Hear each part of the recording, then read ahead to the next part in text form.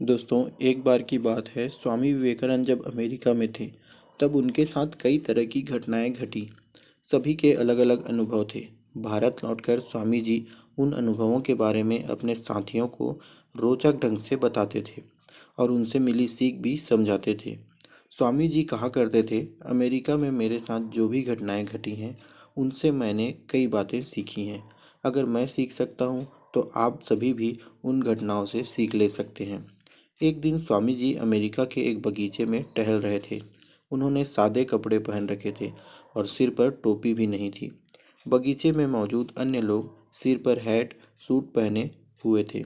जब उन लोगों ने स्वामी जी को देखा तो हैरान रह गए, क्योंकि स्वामी जी के कपड़ों का रंग एकदम अलग था और उन्होंने टोपी भी नहीं पहनी थी।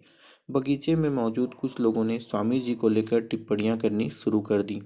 कुछ लोग इंग्लिश में बोल रहे थे कि ओए, कौन है, कहाँ से आया है। लोग उनका मजाक उड़ाने लगे।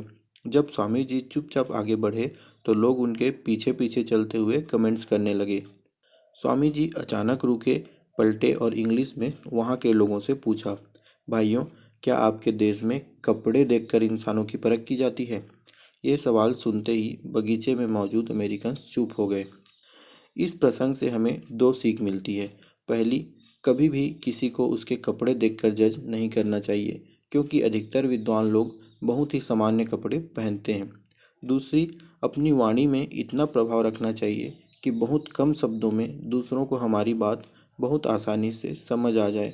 कोई भी बात बोलने से पहले एक बार अच्छी तरह सोच लें कि ये बात कैसी आवाज़ में और किस ढंग से बोलनी है, ताकि सुनने वाला तुरंत हमारी बात समझ जाए।